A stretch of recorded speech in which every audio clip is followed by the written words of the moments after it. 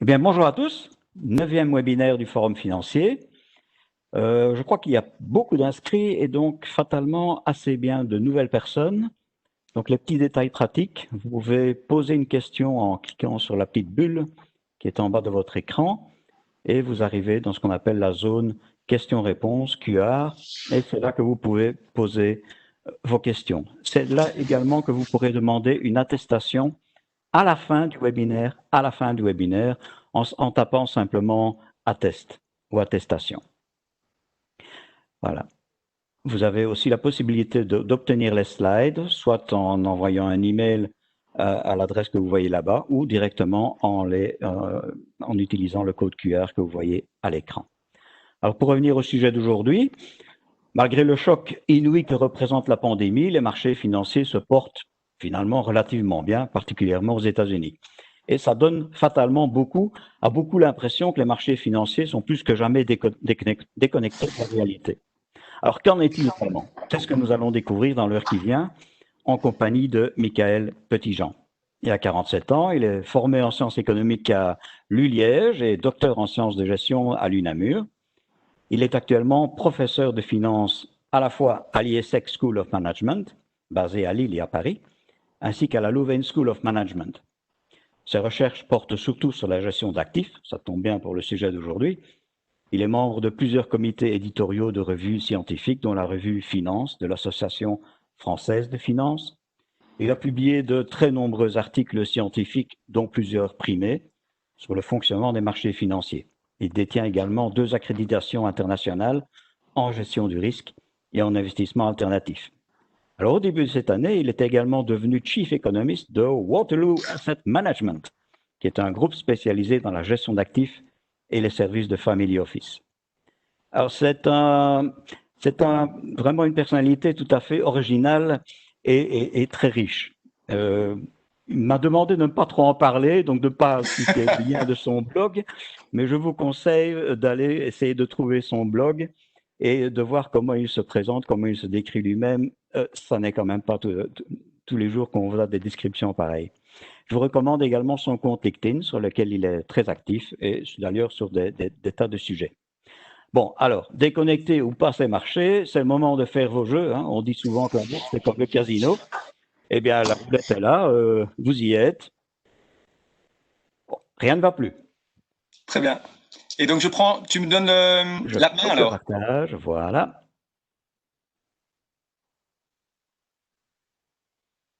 Voilà. OK. Et donc là, maintenant, je peux partager mon écran. Si je fais ça, tu me vois? Pas encore, un petit temps. Je dois appuyer sur rien. Hein. Sur partager, hein. Sur partager. Ah oui, voilà. Et application. Ouais, et l'écran. Voilà. Normalement, là, on doit commencer à voir quelque chose. Un peu de patience.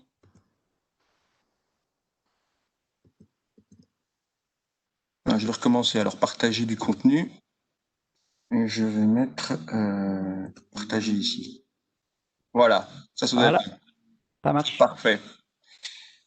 Écoutez, d'abord un tout grand merci Jean-Luc pour l'invitation. C'est quand même une opportunité unique de pouvoir m'exprimer sur ce thème aujourd'hui avec autant de personnes présentes. Ça me rappelle un peu le cours de finance que je donnais à Louvain-la-Neuve il y a quelques années où il y avait 550 étudiants. Premier cours, on n'arrivait pas à trouver suffisamment de places assises, mais je suis persuadé que tout le monde est bien assis aujourd'hui et que j'aurai plus de facilité à gérer le brouhaha dans l'auditoire.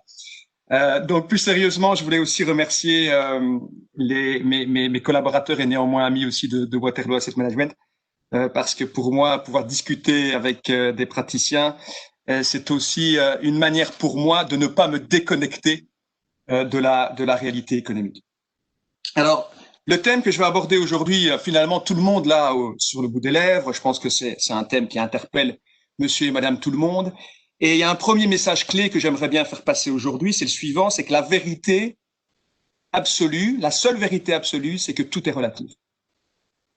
C'est une citation d'Auguste Comte. Vous savez que Auguste Comte, c'est un peu le père de la philosophie des sciences modernes. C'est le père du positivisme. que l'on peut résumer de la manière suivante, c'est-à-dire que toute forme de connaissance véritable ne peut être tirée que de phénomènes vécus, hein, de phénomènes vécus que l'on essaye de mettre en relation et pour en comprendre mieux le fonctionnement. Et ce que j'aime bien dans cette citation, c'est qu'elle est relative à l'industrie. Vous voyez en bas, c'est dans un livre qui s'appelle L'Industrie. Et je fais le lien avec la finance parce que, contrairement à ce qu'on peut penser, il y a un lien entre le fonctionnement de l'industrie et le fonctionnement de la finance. Donc, je vais parler beaucoup de relativité aujourd'hui, non pas de la relativité d'Einstein, ne vous inquiétez pas, mais néanmoins d'une forme de relativité sur le plan économique et financier, parce que fondamentalement, le fonctionnement des marchés financiers ne peut être compris que si on l'examine de manière relative. Donc, qu'on l'examine de manière relative en fonction de nos comportements humains. Ce fonctionnement des marchés financiers est relatif aux institutions humaines à dimension planétaire, j'en parlerai, relatif au coût de la sécurité, et là je vais parler notamment évidemment du marché obligataire, relatif à la masse monétaire, relatif aux concurrents dans la même classe d'actifs, et également relatif au long terme. Je vais passer ces 6 points l'un après l'autre. Les 2 premiers ne sont pas à proprement parler financiers ou économiques, ils sont plutôt sociétaux, mais ils permettent néanmoins de comprendre le fonctionnement des marchés financiers beaucoup mieux qu'on ne le pense. Vous avez cette fameuse image que tout le monde plus ou moins connaît si on a roulé sa bosse dans la finance depuis 20-25 ans, comme c'est un peu mon cas. Alors, la question qu'on se pose, c'est est-ce que c'est une représentation farfelue des marchés financiers? Parce que finalement, derrière cette image, il y a des malentendus. Vous voyez que si je fais bouger ma petite souris, on part d'une question qui est liée à la bonne performance des bourses à une interrogation concernant une vente éventuelle. Donc, il y a un malentendu, il y a des rumeurs, il y a des mouvements de panique, il y a des mouvements qui sont liés à l'avidité des investisseurs, ce qu'on appelle dans le jargon en anglais, il y a des phénomènes qui sont liés à la greed et à la fear, hein, à l'avidité et à la peur. Et derrière ça, effectivement, il y a un concept qu'on appelle le concept d'exubérance irrationnelle. Ce concept d'exubérance irrationnelle, il a été mis en exergue il y a maintenant plus de 25 ans, il est très à la mode aujourd'hui, et c'est Alan Greenspan qui l'avait mis en avant en 96 dans une conférence qu'il avait tenue dans les bureaux de l'American Enterprise Institute, fin décembre 96, dans lequel il disait, si je peux faire disparaître ceci, voilà, dans lequel il disait que fondamentalement, la diminution de l'inflation, la plus faible inflation que l'on observait à ce moment-là, autorisait une augmentation du rapport cours-bénéfice. C'est-à-dire qu'on pouvait s'autoriser à acheter des actions plus chères qu'au préalable, pour faire simple. Et la question qui se posait, qui est en gras souligné, c'est comment est-ce qu'on peut savoir à un moment donné lorsque l'exubérance irrationnelle est présente dans le marché et lorsqu'elle pousse les actifs vers le haut, de manière exagérée? C'est une bonne question. Et c'est une question qu'on se pose encore aujourd'hui et auquel on n'a pas encore de réponse. Mais ce que je voulais vous surtout dire ici, c'est que même si vous aviez considéré qu'il y avait de l'exubérance irrationnelle à ce moment-là, supposez que vous pensez que Alan Greenspan est omniscient. Il arrive à prédire l'avenir, il est président de la Federal Reserve. Qu'est-ce que vous faites à ce moment-là? Est-ce que vous êtes amené à vendre ou à acheter? Vendre aurait été une très mauvaise décision. C'est ce que j'indique ici. Le contraire aurait été bien plus intelligent. Acheter au moment où Alan Greenspan, qui ce jour-là avait fait chuter la bourse de Tokyo de plus de 3%, instantanément, eh bien, acheter en décembre 2016 vous aurait conduit à réaliser un rendement annualisé de 17,5% jusqu'en avril 2000. Alors, ça, c'est le maximum. Et puis, votre rendement annualisé aurait diminué jusqu'en mars 2009 et c'est le seul mois, jusqu'à aujourd'hui, c'est le seul mois où votre rendement total aurait été négatif. Vos rendements total auraient été négatifs, de moins 2,42% seulement. Donc jusqu'à aujourd'hui, si vous aviez acheté ce jour-là, le rendement annualisé aurait été de 33,21%, sans compter les dividendes en plus. Donc on voit à quel point il est quand même difficile, même quand on a l'impression que les marchés sont irrationnels, et je mets des quotation marks, comme on dit en anglais, des guillemets, et même quand on pense que les marchés sont irrationnels, il est très difficile de prédire ce qui va se passer. Alors, j'en viens à un autre point qui, moi, m'est cher, c'est que ce concept d'irrationnelle exubérance irrationnelle, a été mis en évidence par Robert Shiller, que maintenant tout le monde connaît, il a eu le prix Nobel en 2013, et il l'a eu, et ce qui me fait aussi plaisir, il l'a eu en même temps que Eugène Fama, qui lui est le père de la théorie des marchés efficients. Et pour ne froisser personne, je dirais que les deux ont raison. Il y a effectivement des mouvements qui sont prononcés, que l'on peut considérer comme étant des mouvements d'exubérance irrationnelle. Mais d'un autre côté, les marchés font preuve d'une très faible inefficience. Et si je devais me baser sur la littérature empirique, la plus récente, sur les tests statistiques les plus récents qui tiennent compte de l'effet chance, et notamment de l'effet de fouille, data mining, eh bien, Fama, en fait, aurait beaucoup plus souvent raison que Shiller. Parce que fondamentalement, sur 1000 stratégies actives d'achat et de vente, les dernières analyses montrent qu'il n'y en a peut-être qu'une seule qui fonctionne, quand vous tenez véritablement compte de l'effet chance. Et en plus de cela, il faut tenir compte des coûts de transaction. Je reviendrai là-dessus un peu plus en détail à la fin, si j'ai le temps, mais gardez bien ça en tête, c'est extrêmement compliqué de tirer profit, même des poches d'inefficience, qui sont d'ailleurs relativement rares. Et derrière, d'ailleurs, Shiller et Fama, vous avez cette division entre les keynésiens et les partisans de Hayek. Keynes était très clairvoyant, parce que c'est le premier, finalement, à avoir parlé des esprits animaux, pour expliquer le comportement des investisseurs et des consommateurs. Alors que Hayek, évidemment, était beaucoup plus sceptique sur la capacité de pouvoir anticiper les mouvements des marchés financiers. Et donc, de mon point de vue, la configuration que vous aviez là, elle n'est pas farfelue. Elle n'est pas farfelue. Il ne faut pas être rigoriste. Et elle n'est pas farfelue car les marchés sont effectivement le reflet de nos comportements et de notre réalité économique qui est parfois, il faut le reconnaître, extrêmement déroutante. Et je vous en donner la preuve. Et c'est très récent. Quand vous regardez le comportement des consommateurs, pas uniquement des investisseurs, il y a de quoi être un peu secoué. Les esprits animaux, on les voit là, en pleine action. C'est de la réalité économique. Et on voit à quel point les marchés financiers sont le reflet aussi de ce genre de comportement. Et la question que j'aimerais vous poser, c'est est-ce que fondamentalement, ce genre de comportement est irrationnel? Et là, je vous amène à distinguer différents types de temporalité, le court terme et le moyen terme. Le court terme et le long terme. Sur le long terme, évidemment, ça paraît complètement absurde. Sur le court terme, c'est peut-être un peu autre chose. Et je vous montre une autre image où on voit cette dame, par exemple, qui est en train d'acheter des quantités de papier toilette inimaginables, et qui a quand même la gentillesse d'en laisser un tout petit peu pour le suivant. On voit qu'elle en laisse un paquet, ça c'est quand même faire preuve de compassion, donc tout n'est pas perdu dans ce bas monde.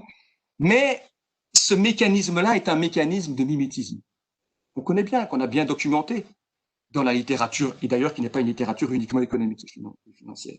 Donc ce mimétisme-là, on doit en tenir compte dans les marchés. Et il explique de manière rationnelle le comportement des gens. Les bank runs s'expliquent par ce genre de fonctionnement. Le premier individu peut paraître stupide, le second éventuellement aussi, mais le dernier dans la file également. Il peut paraître stupide de ne pas avoir été chercher son paquet de papier toilette. Donc il y a une forme de rationalité, certes limitée, certes à court terme, dans ce mécanisme-là qui est en place. Et il faut faire avec. Et les marchés, évidemment, sont influencés par ce genre de comportement. on peut encore se baser sur ce graphique. Il y a une forme de gratification, évidemment. Il y a une forme de sentiment de sécurité qui se dégage de cette image. Vous voyez, elle a pu stocker un certain nombre de papiers toilettes qui va lui donner une forme de sentiment de sécurité. Et la sécurité dans les marchés financiers, ça a aussi son coût. Je reviendrai là-dessus. Ce sera mon troisième point, je crois. Je pense. Donc, et d'ailleurs, dans les marchés financiers, ce qu'on appelle le momentum, donc la possibilité d'acheter et de vendre au bon moment, lorsque les autres commencent à acheter ou lorsque les autres commencent à vendre, revêt une importance toute particulière. Donc même dans les marchés financiers, il y a ce mécanisme de momentum, c'est-à-dire il faut prendre le train en marche au bon moment. Donc, effectivement, il y a un lien entre cette réalité économique, réalité comportementale et la réalité des marchés financiers. Deuxième point que je voulais soulever avec vous, c'est le point relatif aux institutions humaines. Et je voudrais vous poser la question suivante.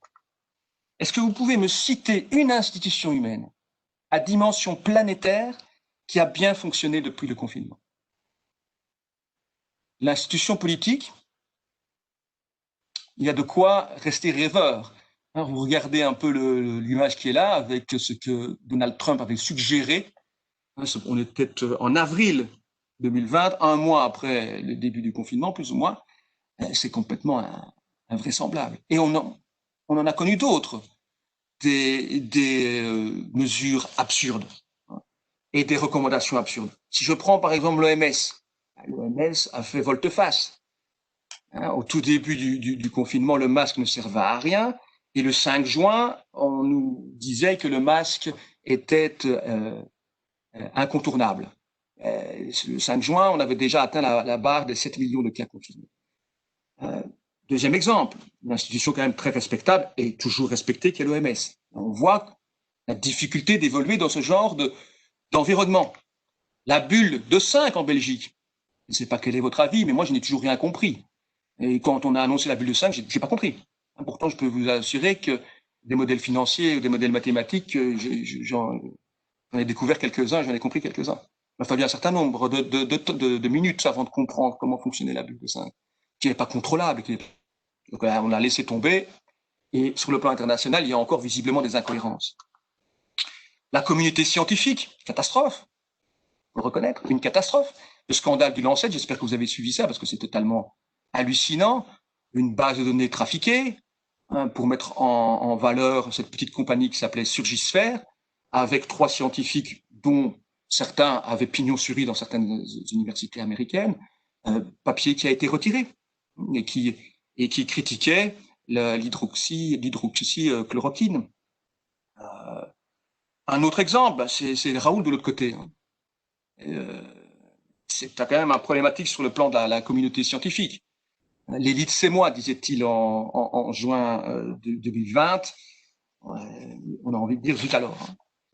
Et enfin, vous avez un autre exemple qui est assez parlant, un autre exemple de fraude scientifique délibérée. Ce sont des scientifiques qui ont utilisé des noms d'emprunt et qui ont réussi à publier cet article complètement farfelu qui indiquait que les accidents de trottinette étaient plus fréquents que les cas de Covid que lorsqu'ils étaient traités à l'hydroxychloroquine.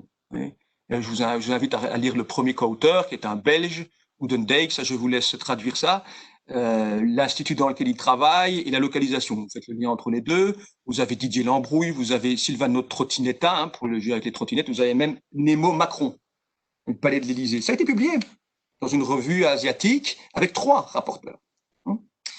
Donc, fondamentalement, quand je regarde le fonctionnement des institutions humaines, dont la communauté scientifique, j'estime que le fonctionnement des marchés financiers me paraît relativement bon. J'en viens maintenant aux 4 points qui sont plus économiques et financiers. Pour comprendre le fonctionnement des marchés, et notamment des marchés des actions, il faut comprendre ce qu'est le coût de la sécurité.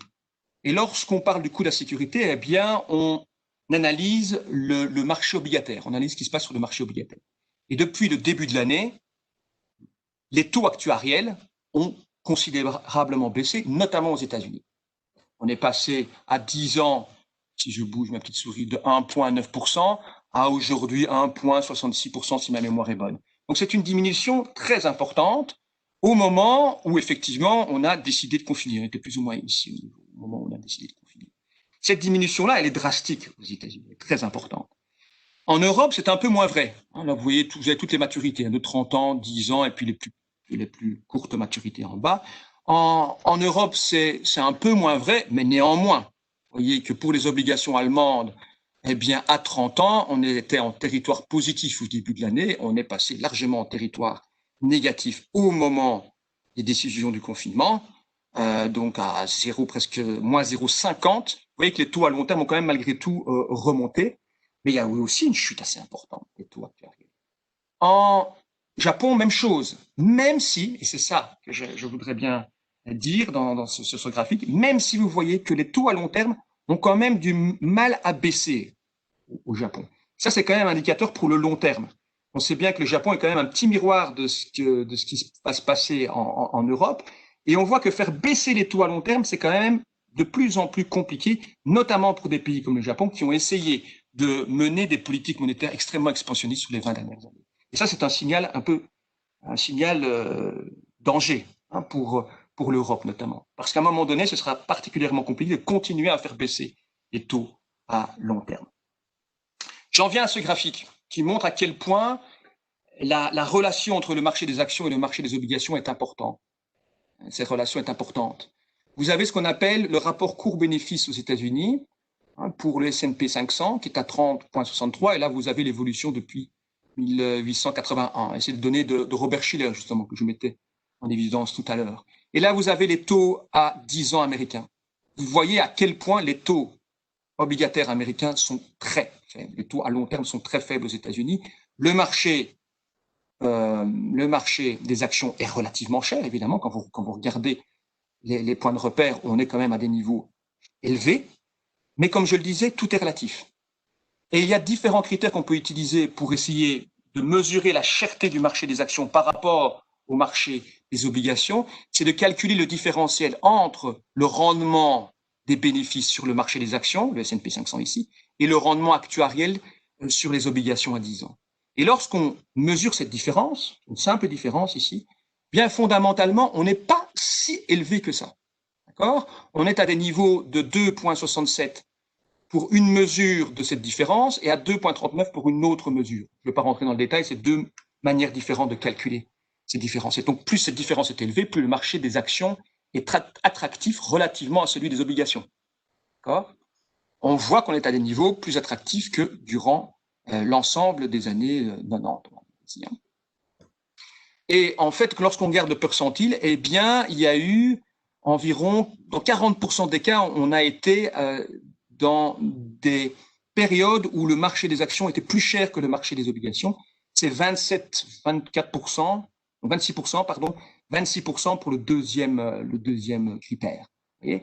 Donc, dans 24% des cas, on avait un marché des actions relativement au marché des obligations qui a été plus cher dans le passé. Il y a une autre manière de le calculer, c'est ce qu'on appelle le Bond Equity Yield Ratio, que j'ai étudié dans ma thèse doctorat, de publications liées à ce critère. Au lieu de calculer la différence, eh bien, on calcule un ratio. Là, c'est encore plus parlant parce que ce Bond Equity Yield Ratio, plus il est bas, plus le marché obligataire est cher relativement au marché des actions. Et là, visiblement, on le voit clairement. Il n'a jamais été aussi cher.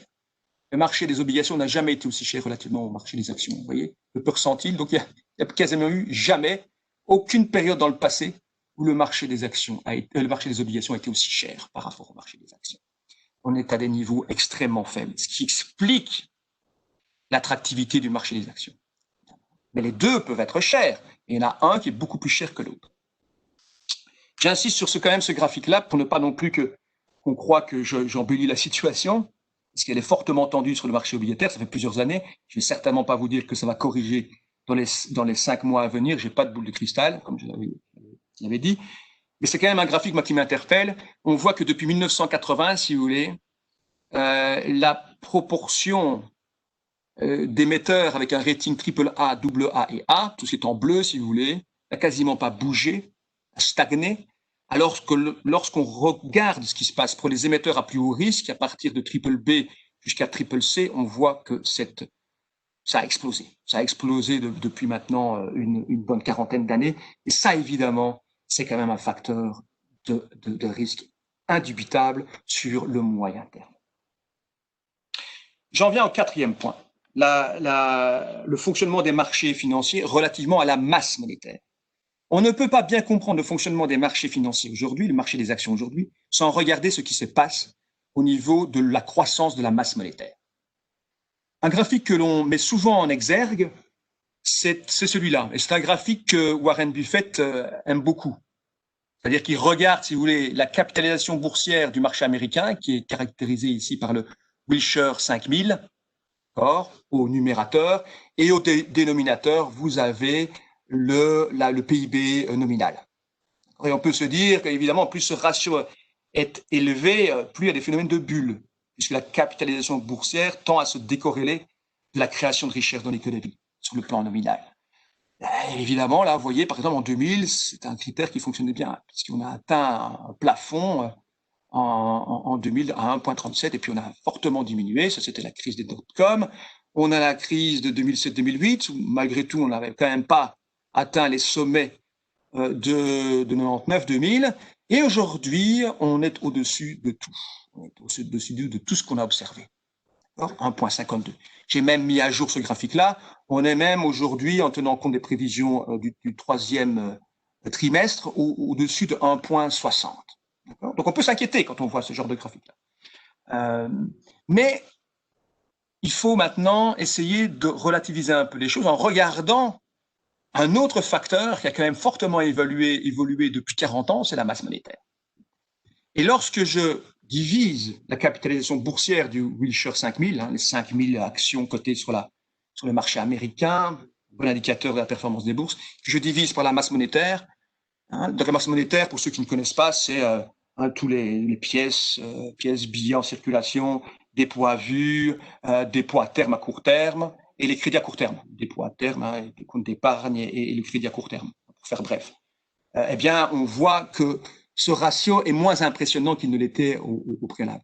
Évidemment, ça suppose que la politique monétaire expansionniste qui est menée aujourd'hui fasse ses effets, que ça percole dans l'économie, évidemment.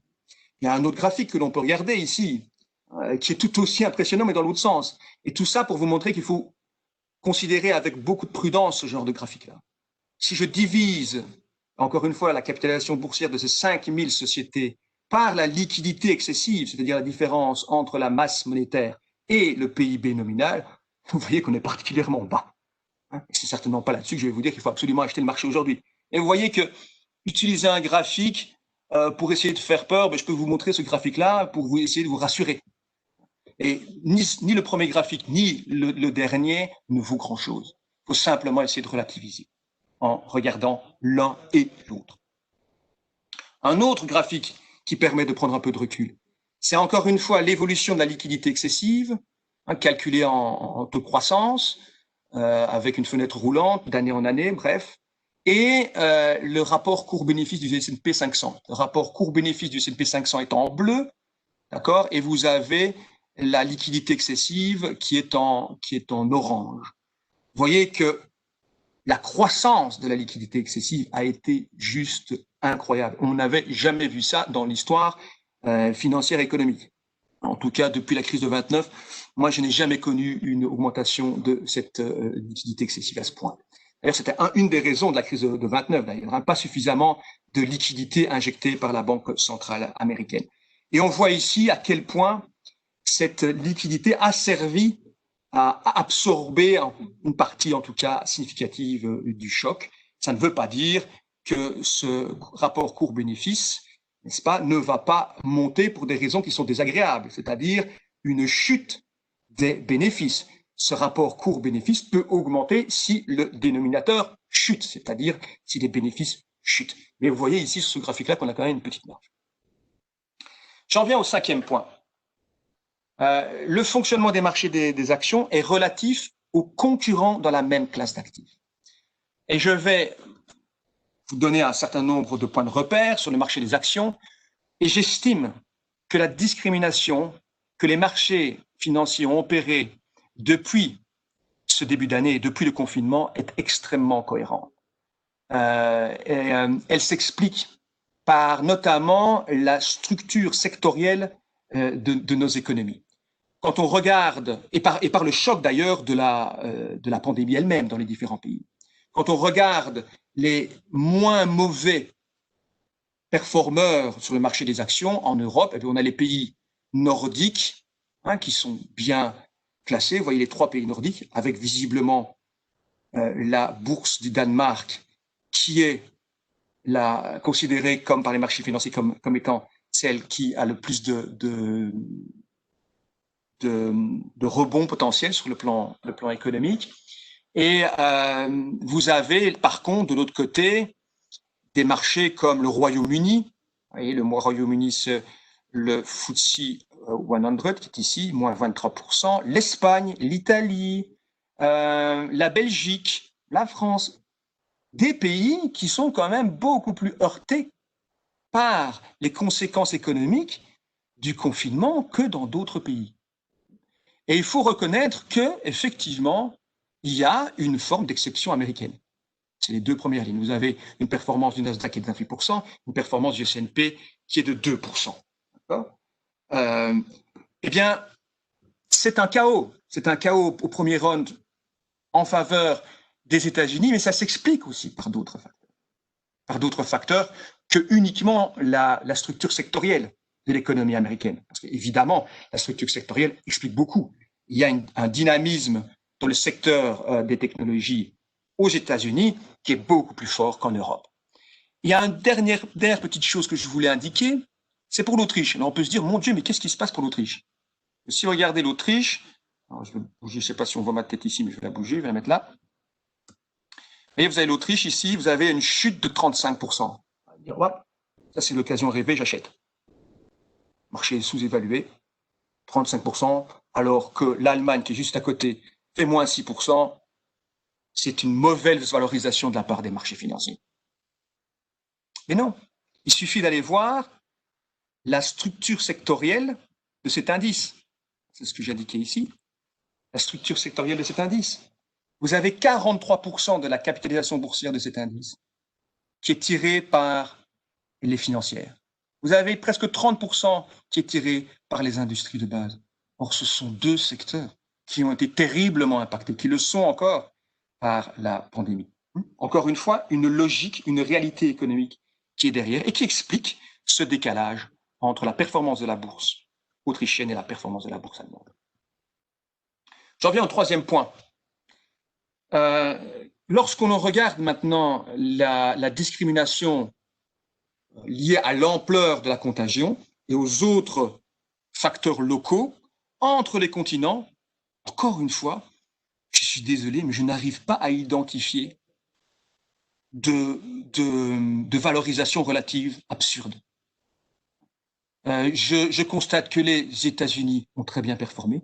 Logiquement, ce sont les petites capitalisations qui accusent le coup. Je vais vous montrer un graphique juste après qui explique que, effectivement, dans ces circonstances-là, ce sont les petites capitalisations qui souffrent terriblement.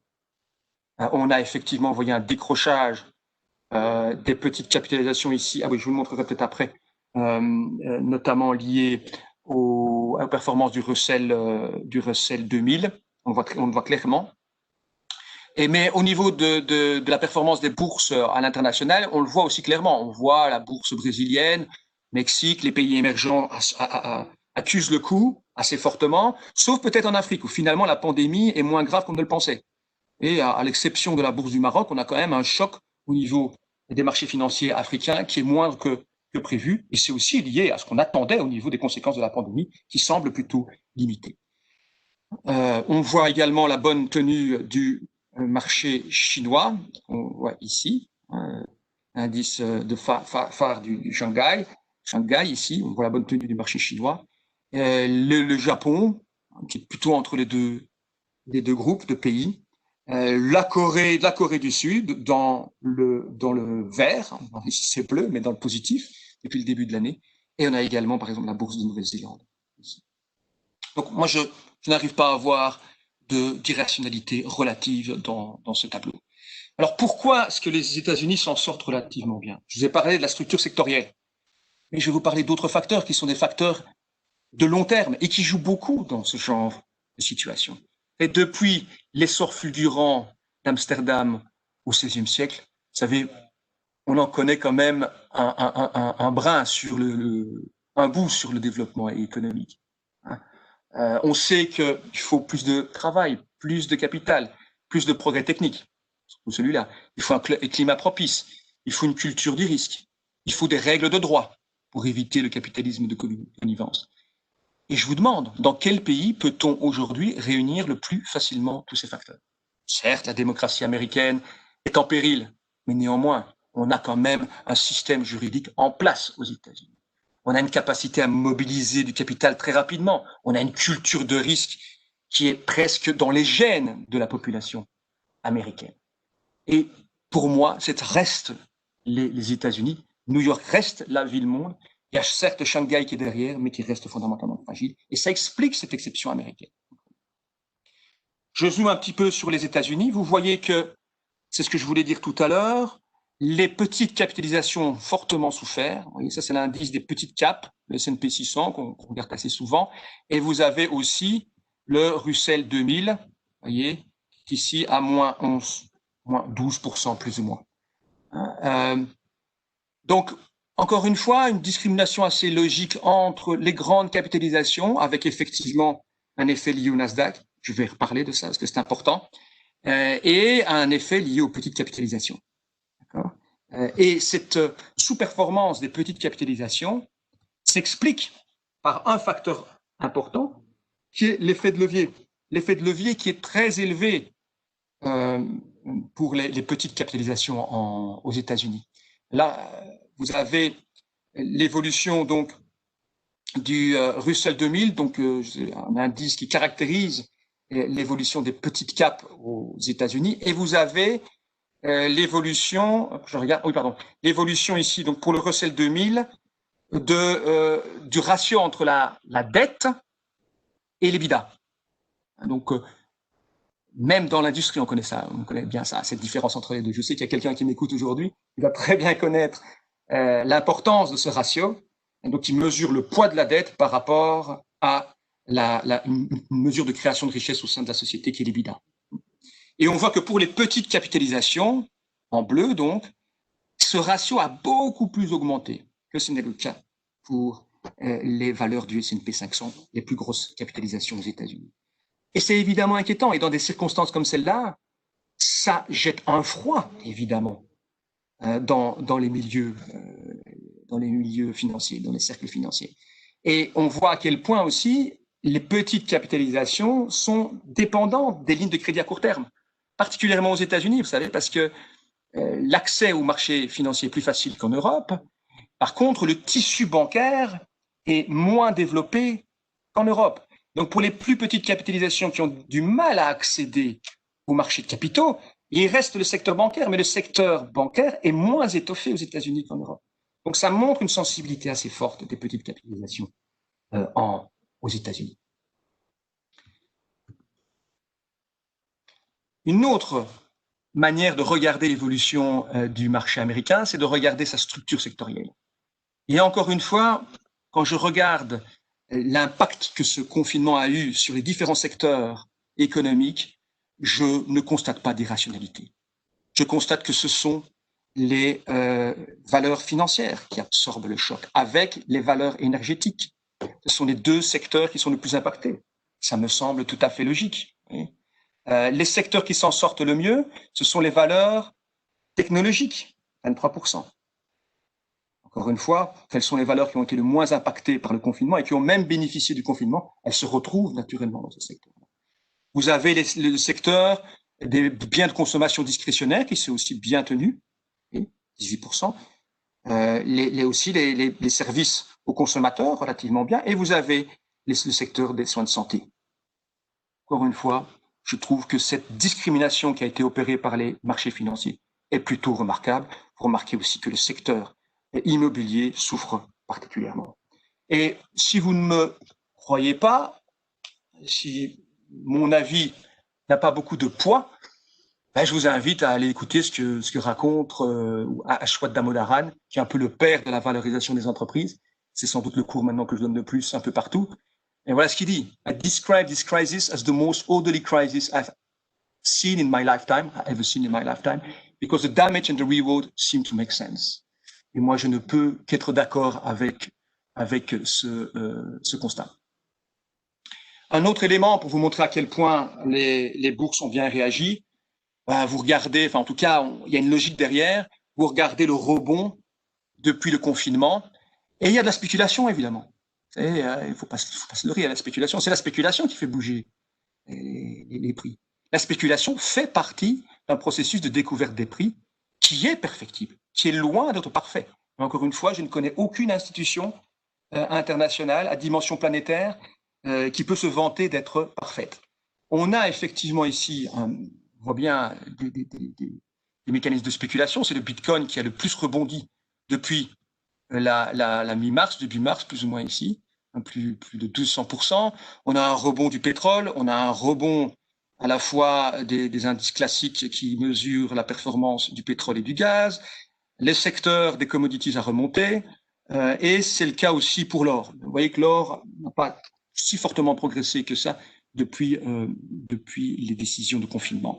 Si on prend une vision un peu plus à long terme, depuis le début de l'année, on a plus ou moins la même vision des choses, la même aperçu, avec le Bitcoin qui domine depuis le début de l'année et juste derrière l'or. Il ne faudrait pas non plus conclure que le Bitcoin est une sorte d'or virtuel. D'accord ? De mon point de vue, c'est encore plutôt une petite capitalisation. Il se comporte un peu comme une petite capitalisation parce que vous voyez à quel point il avait dévissé juste avant le confinement. Donc une très forte volatilité sur le Bitcoin. Certes, ici, globalement, il joue un peu le rôle de valeur défensive, mais il y a une très très forte volatilité et il s'est comporté avant le confinement plutôt comme une petite capitalisation.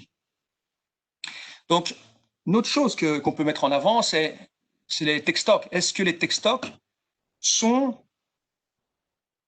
je dirais, tirés par des fondamentaux économiques?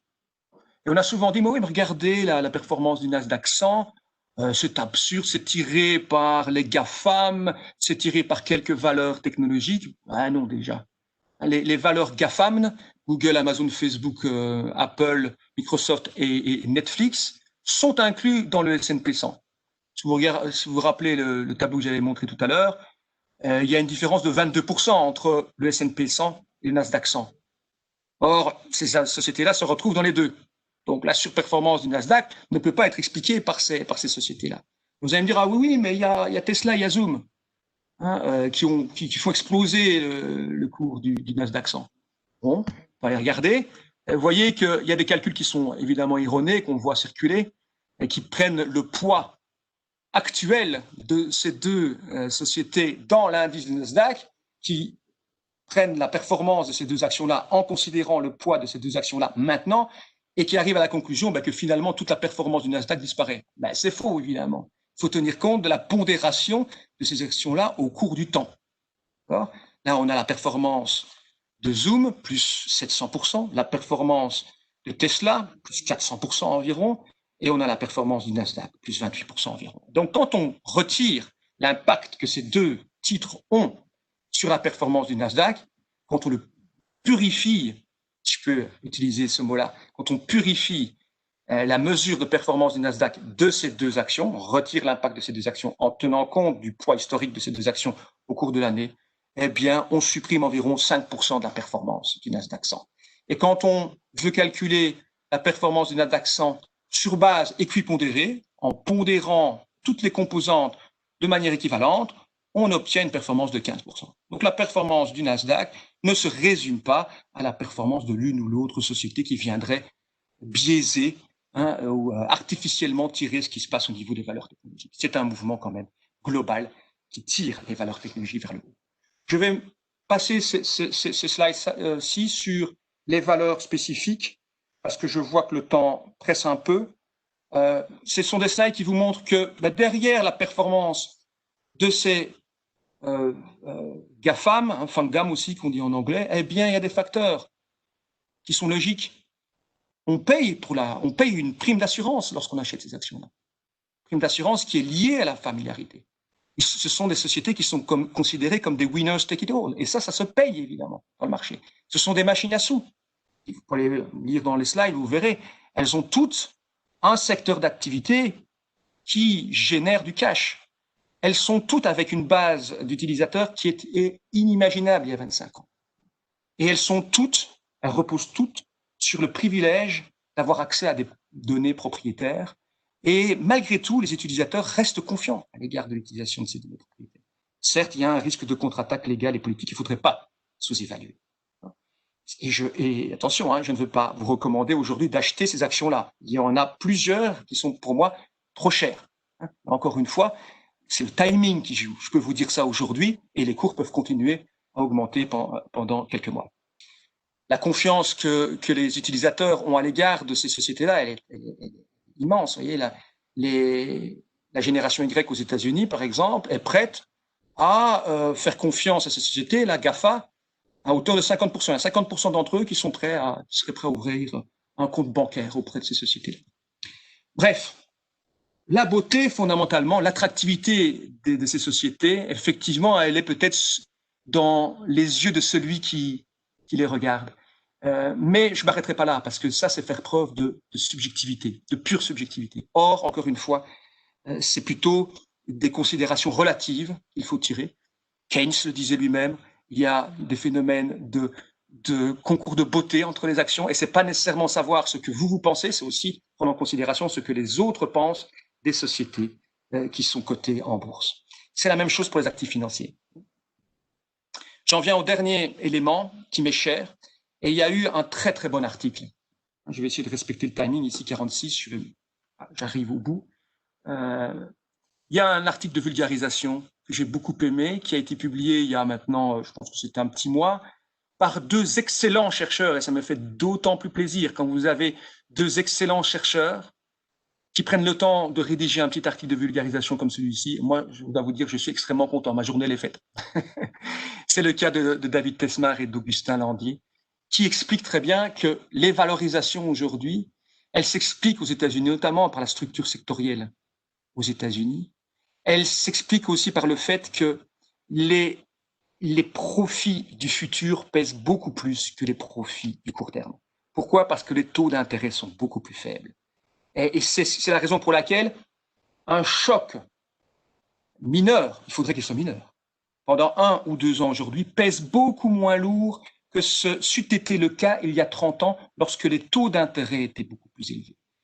J'ai un pricer ici qui peut vous le faire comprendre. Très rapidement, je vais essayer de vous le montrer. C'est un pricer pour essayer de valoriser, si vous voulez, les bourses actuellement. Très simple, très simpliste, très simpliste. C'est un pricer qui a été fortement utilisé par Damodaran. Vous voyez que la valorisation des bourses à la clôture de vendredi, c'était le S&P 500, c'était 3298. Et j'arrive ici à 3378,90, légèrement en dessous de ce qu'on observe, légèrement au-dessus de ce qu'on observe dans le marché actuellement. Donc ça ne veut pas dire ici que je considère que c'est sous-valorisé, qu'il faut absolument acheter demain. Mais je suis allé chercher les dernières prévisions qu'on peut obtenir dans le marché au niveau de ces différents paramètres. Et je vais simplement vous montrer l'impact de la suppression sur la valorisation du S&P 500, de la suppression des dividendes sur 1 et 2 années. Sur la première année, donc je vais mettre 0 ici, au lieu de cette valeur positive, et 0 ici. D'accord? Je vais mettre 0. 2 ans, pouf, pas de dividendes. D'accord? C'est quand même un choc quand même assez impressionnant. Aucune société qui paierait des dividendes sur les S&P 500. Et vous avez une diminution de 8,54%. C'est un choc, certes, mais c'est relativement ténu comme choc. Pourquoi? Parce que les taux sont très faibles. Et ça amortit évidemment le choc d'une diminution des profits et des dividendes sur le court terme. Je ne vais pas plus loin, on peut jouer un peu plus avec ce pricer pour essayer de vous montrer l'impact que, par exemple, l'aversion au risque peut avoir. Si votre aversion au risque vient à augmenter, et on sait en Europe malheureusement qu'elle est forte, elle augmente de 1 point de pourcentage, eh bien le choc est de 16%. On voit à quel point, je parlais de culture de risque, mais on voit à quel point aussi c'est l'appétit pour le risque qui joue aussi dans la valorisation des sociétés aujourd'hui. Voilà, je conclus avec ce deuxième message clé.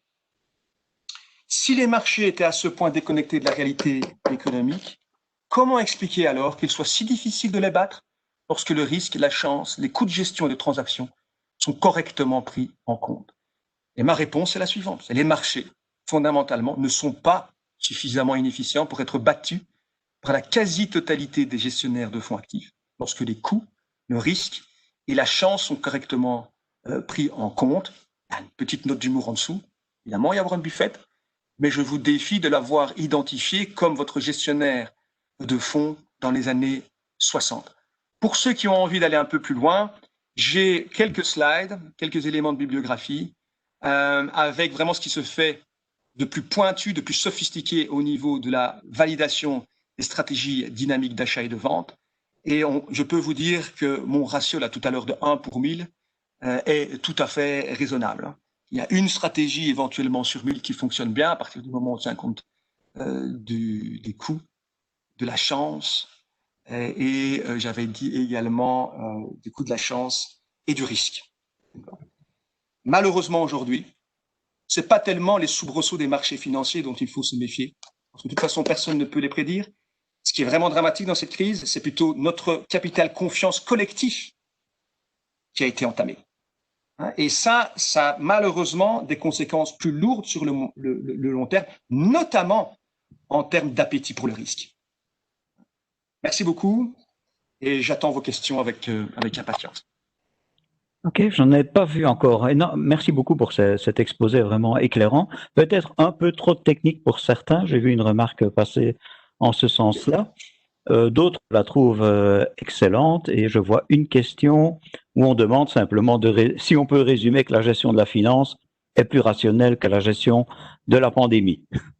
Ouais, écoutez, oui, c'est un peu ça. Je pense que, en tout cas, les marchés financiers, si vous voulez, quand on regarde la performance des marchés financiers, la réaction des marchés financiers par rapport à la pandémie et la manière dont la pandémie a été gérée, écoutez, moi, les marchés financiers se trouvent dans mon top 3 des institutions humaines à dimension planétaire qui ont le moins mal fonctionné. Donc, c'est le message principal que je veux vous faire passer aujourd'hui, c'est que tout est relatif. Et évidemment, les marchés financiers sont perfectibles. Évidemment, on rêverait d'avoir un mécanisme de découverte du prix et qui soit plus linéaire, moins erratique, et qui puisse nous amener à découvrir la véritable valeur fondamentale des actifs de manière beaucoup plus linéaire. Mais la perfection n'est pas de ce bas monde, à moins que je me trompe. Ok. J'ai du mal à identifier d'autres questions pour le moment. Ah oui, est-ce que la dette publique peut encore être considérée comme un actif sans risque pour déterminer une prime de risque? Très bonne question, parce que je ne l'ai pas précisé durant mon exposé, mais effectivement, j'ai parlé du coût de la sécurité en parlant des obligations d'État. Je vous ai montré le graphique pour les obligations d'État américaines, les graphiques pour les obligations d'État allemandes et japonaises. Et j'ai parlé du coût de la sécurité. Et c'est vrai qu'aujourd'hui, on a envie de mettre des guillemets sur le terme sécurité. En tout cas, ça reste les actifs les moins dangereux qu'on puisse imaginer malgré tout. Parce que, bon, les taux sont quand même actuellement extrêmement bas. Ça peut rester comme ça pendant encore 10-15 ans. Bon, je ne suis pas opposé, vous voyez, à une augmentation de l'endettement à court terme, si le montage financier qui est derrière, notamment via un endettement plutôt à long terme au niveau des instances européennes, qui permettrait, un endettement plutôt à court terme au niveau des instances européennes, qui permettrait à la Commission européenne de prêter à long terme aux États membres, ça a du sens. Le gros problème, c'est que lorsque la dette augmente, il est très difficile de ne pas en être dépendant. De pouvoir, à un moment donné, sortir du cercle vicieux de l'endettement. Et la question, évidemment, que tout décideur politique doit se poser aujourd'hui, c'est comment créer suffisamment de richesse aujourd'hui, en recourant à l'endettement public, en visant à augmenter l'investissement et pas les dépenses courantes. Comment faire, via cet investissement public, pour générer de la croissance qui permettra plus tard de financer cette dette, en espérant que cette création de richesse, cette augmentation de la croissance, soit suffisamment forte et rapide pour que les dettes soient remboursées avant que les taux remontent. Vous voyez, c'est ça le dilemme qui va être le nôtre dans les 10, 15 années qui vont venir. Mais effectivement, aujourd'hui, j'ai encore une préférence aujourd'hui pour le marché des actions par rapport au marché obligataire. Évidemment, mon appétit pour le risque n'est pas celui de personnes qui sont plus âgées. Aujourd'hui, j'ai encore un horizon d'investissement de 20 ans et je suis plus à l'aise lorsque j'achète des actions sur le marché américain étant diversifié qu'en achetant des titres de la dette publique. Vous avez dit 10, 15 ans pour des niveaux de taux encore aussi bas? Et en termes réels, c'est ce que j'espère. C'est ce que j'espère parce que il va falloir du temps pour qu'on arrive à absorber, à digérer ce paquet de dettes qui va augmenter dans tous les pays. Hein. La France est très mal placée d'ailleurs. Hein. Il faut se rappeler que la France avait un endettement au milieu des années 90 d'environ 50% et elle va rejoindre la Belgique. D'accord ? Alors que la Belgique, au milieu des années 90, avait un taux d'endettement en pourcentage du PIB de 130%. Oui. Plus même. Donc, finalement, Dehaene est passé par là. J'allais dire heureusement que Dehaene est passé par là parce qu'on ne serait pas à 130 ou 120 à la fin de l'année ou la fin de l'année prochaine. On serait sans doute à 200 ou quelque chose comme ça. Donc, il y a des pays qui vont faire face à des difficultés sur le plan de la gestion de la dette. Tant que les taux d'intérêt sont bas et idéalement négatifs, ça ne pose aucun problème, évidemment. Et c'est une politique délibérée menée par la Banque centrale européenne d'avoir poussé les taux vers le bas pour justement donner une poche d'oxygène aux différents États membres, leur permettant d'investir pour le long terme. La clé, c'est comment est-ce qu'on sort de ça, et on ne pourra pas augmenter les taux trop vite. C'est pour ça que je m'attends à ce que les taux réels restent négatifs pendant une période de temps relativement longue et que la Banque centrale européenne accepte une inflation plus élevée qu'elle ne l'a acceptée dans le passé. C'est ça. Une conclusion logique peut-être avec un commentaire ou une question. Vu le niveau des taux actuels, qui va se prolonger encore longtemps, les primes de risque seront toujours très élevées et les marchés des actions probablement bon marché. Donc les actions seront théoriquement toujours bon marché. Relativement. En tout cas, actuellement, je ne considère pas que le marché des actions est mal pricé relativement au marché des obligations. Voyez, les deux marchés peuvent être chers, mais un marché peut continuer à être cher pendant un certain nombre de temps. C'est un peu ce que j'avais voulu montrer lorsque j'avais fait mon calcul en 1996, lorsque Greenspan avait dit « Ah, il y a de l'exubérance irrationnelle ». Alors, il faudrait qu'on vende alors s'il y a de l'exubérance irrationnelle. Mais les marchés peuvent continuer à être chers, mais moins chers que les alternatives. Ça ne veut pas dire qu'on évolue dans un environnement qui est très sain. Mais l'alternative, c'est quoi? C'est de rester avec votre paquet d'argent sur votre compte d'épargne qui, de toute façon, vous appauvrit de manière structurelle. En anglais, on dit « there is no alternative ». C'est le TINA principle. Et c'est encore plus vrai aujourd'hui. Les alternatives, sur une période de 10 à 15 ans, pour moi, il n'y en a qu'une, c'est le marché des actions. Encore aujourd'hui, même s'il faut bien choisir son point d'entrée, hein, c'est ça la clé. C'est vraiment ça la clé. Parce que, évidemment, acheter à la veille de la crise financière de 2008 ou en 2007, il faut attendre longtemps avant de récupérer sa vie. Donc, c'est ça qui est difficile, c'est de pouvoir rentrer au bon moment. Ça fait le lien, c'est déjà une réponse partielle à la question d'Alexandre qui dit la part des obligations AAA, il n'y en a plus beaucoup et les B ont fortement augmenté. Est-ce que l'obligataire a encore sa place dans un portefeuille mixte? Dans un portefeuille mixte, oui, parce que c'est inévitable, qu'on le veuille ou pas, c'est inévitable. On ne peut pas remplacer des poches obligataires par uniquement des actions, vous voyez. Alors, il y a d'autres alternatives dont je ne parlais pas ici.